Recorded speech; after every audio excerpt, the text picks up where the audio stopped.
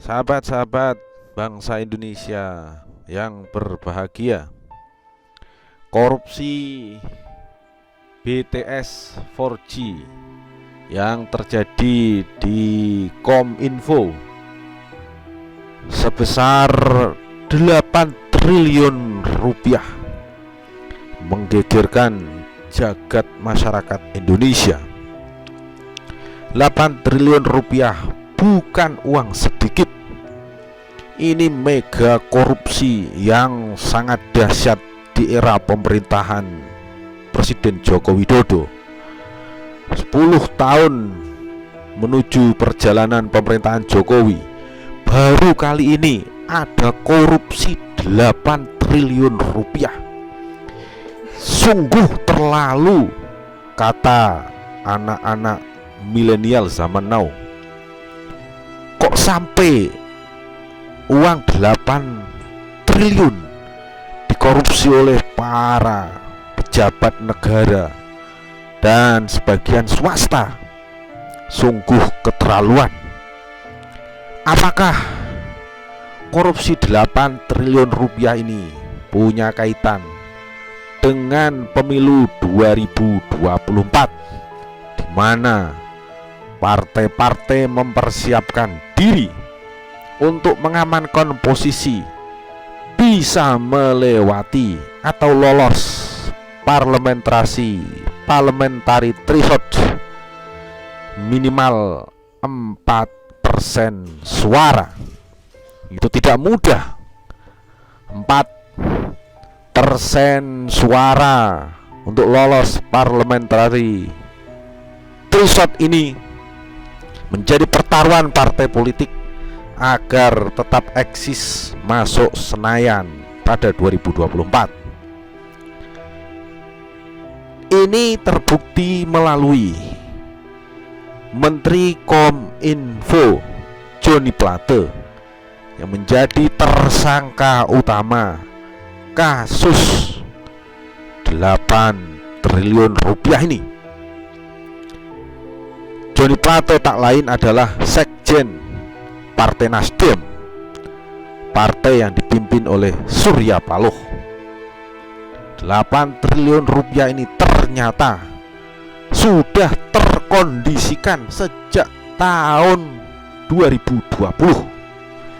Ini ditegaskan langsung oleh Menko Polhukam Mahfud MD yang saat ini ditugaskan oleh Presiden Jokowi menjadi PLT, Menteri Komunikasi dan Informatika, Minkominfo. Apa yang disampaikan oleh Mahfud MD ternyata mengagetkan jagat masyarakat Indonesia, karena berita valid menegaskan korupsi 8 triliun rupiah atas pembangunan menara BTS 4G ini melibatkan 3 partai politik. Tentu saja ini adalah partai-partai yang saat ini mempersiapkan diri menuju pemilu 2024. Sekaligus ini adalah partai-partai yang telah mengikuti pemilu 2019. Mahfud MD mendapatkan informasi aliran dana ke 3 partai politik itu dan menyerahkan prosesnya kepada hukum. Mahfud juga mengaku telah melaporkan aliran dana 8 triliun rupiah itu kepada Presiden. Karena ini menyangkut urusan politik, tapi Mahfud menginginkan agar kasus 8 triliun ini murni hukum, biar hukum yang akan menentukan. Mahfud menegaskan bahwa pendalaman dan penyelidikan kasus dugaan korupsi ini dalam koridor aparat penegak hukum. Mahfud mempersilahkan Kejaksaan Agung dan KPK untuk mendalami uang 8 triliun rupiah itu. Mahfud juga menganggap informasi aliran dana ke partai politik itu bisa jadi adalah gosip politik. Makanya perlu pembuktian, bisa saja rumit dan bisa saja menimbulkan kemelut politik yang tidak mudah. Apalagi ini melibatkan sekjen partai Nasdem yang bernama Joni Plate. Mahfud menegaskan proyek ini sebenarnya sudah berjalan sejak 2006, tapi baru menemui masalah pada anggaran tahun 2020.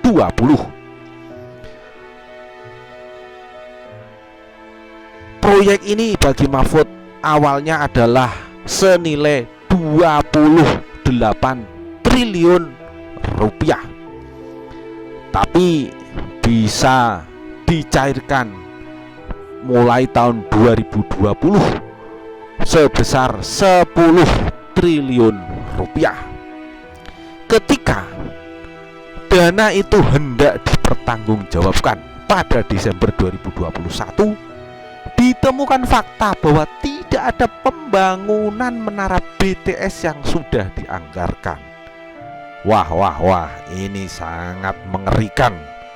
Uang 10 triliun rupiah sudah digelontorkan, buktinya tidak ada. Ini sungguh-sungguh nyata dan terjadi. Akhirnya pihak yang mengerjakan proyek itu meminta perpanjangan waktu untuk membangun menara BTS hingga Maret 2022 dengan alasan pandemi COVID-19. Padahal uangnya sudah keluar tahun 2020-2021. Minta perpanjangan sampai Maret 2022. Ini jelas sebenarnya tidak boleh secara hukum, tapi malah tetap diberi perpanjangan. Aktor utama dari sini tentu saja menyeret Menkominfo yang saat itu diduduki oleh Joni Plate, ya sekjen Partai Nasdem.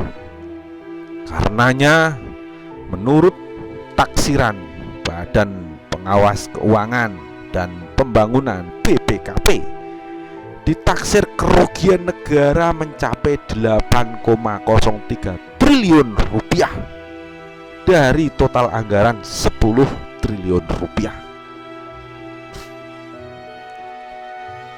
Apakah tiga partai yang disinyalir dan menghembus kencang ini punya kaitan dengan Partai Nasdem, di mana Joni Plate adalah sekjen Partai Nasdem? Tentu hukum yang akan bicara. Kejaksaan Agung dan KPK sedang mendalaminya. Lalu partai apa lagi yang terlibat dalam proyek ini? Mahfud MD sekali lagi menegaskan, biar hukum saja yang akan membuktikan. Tentu saja fakta ini akan menjadi kemelut politik yang tidak berkesudahan. Apalagi Nasdem saat ini mengusung Anies Baswedan sebagai capres yang oleh publik dinilai selalu berseteru dengan Presiden Joko Widodo. Apakah dukungan Nasdem terhadap Anies Baswedan ini akan memperpanjang konflik Jokowi dengan Anies Baswedan? Politik tingkat tinggi sedang berjalan. Politik antar elit sedang berlangsung dan berkelindan. Semua menunggu jawaban. Tetapi kemelut 8 triliun rupiah ini akan menjadi geger yang luar biasa.